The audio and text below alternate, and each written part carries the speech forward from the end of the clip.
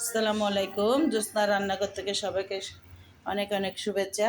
আজকে কি নিয়ে আসলাম দেখেন, একটু হালকা পানি বসাইছি। এই যে আজকে দেখেন কাঁঠাল বিচি দিয়ে মসুর ডাল মুগ ডাল দিয়ে লাউ শাক রান্না করব। তো একটু দেখিয়ে দিই আমি আপনাদেরকে। এই যে একটু ডালের পরিমাণটা বাড়িয়ে দিছি আমি। ডালের পরিমাণটা বাড়িয়ে দিলে এদিকে এতে ডালটা দিয়ে দিলাম, সাথে এখানে পেঁয়াজ রসুন কাঁচামরিচটা দিয়ে দিবেন ভালো করে একসাথে। তারপর একটু একটু সামান্য মরিচের গুঁড়া দিবেন, যে বেশি দিব না, সামান্য দিয়ে দিব। সামান্য লবণ দিব অল্প, এখানে হলুদের গুঁড়া দিব,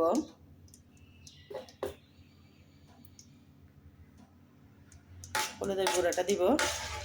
এবার এগুলো সব একসাথে কী করব, সিদ্ধ করে নিব। এভাবে করে লাউ শাক পুঁই শাক যে কোনো শাক রান্না করা যাবে। আমি আজকে লাউ শাক রান্না করবো, মিষ্টি কুমড়া শাক। এখানে মসুর ডাল মুগ ডাল দিয়ে বসাইছি। আমি অন্যদিন দেখাইছিলাম পালং ডাল দিয়ে কাঁঠাল বিচি ছেঁচে কাঁঠাল বিচি দিয়েছি। এটা দিলে অনেক টেস্ট হয়, এই যে অনেক মজা হয়। দেখতে থাকুন, আপনাদের মিষ্টি আপা কি নিয়ে আসছে। একটু ভালোবাসা দিয়ে একটু মন দিয়ে যদি আপনার রান্নাটা করেন, তাহলে যত্ন করে রান্নাটা করেন, সেটা যেই রান্নাটাই হবে হোক, ভর্তা হোক শাক হোক, ওইটা দিয়ে ভাত খাওয়া যায়। দেখবেন এটা দিয়ে এক প্লেট অলরেডি 2-3 প্লেট ভাত খাওয়া শুরু করে দিচ্ছেন আপনারা। আমরা দেখেন সব ভাত শেষ, আমার বাসায় সবাই পছন্দ করে। তখন বলবেন যে আমার মিষ্টি সুন্দর জ্যোৎস্না আপা এটা কি করলো, কি দেখাইলো আমাদেরকে। ডালটা সিদ্ধ হয়ে আসলো, এই যে কাঁঠাল বিচি আর ডাল সিদ্ধ হয়ে আসলো। এবার আর এই যে মিষ্টি কুমড়া শাক, আপনারা চাইলে অন্যান্য শাক দিয়েও রান্না করতে পারবেন। শাকগুলো আমি দিয়ে দিলাম।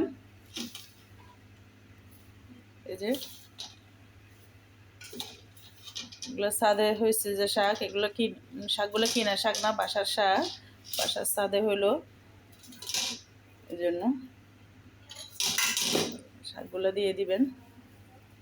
এইভাবে করে যদি রান্না করেন দেখবেন যে 2-3 প্লেট ভাত অনায়াসে শেষ হয়ে যাবে আপনাদের।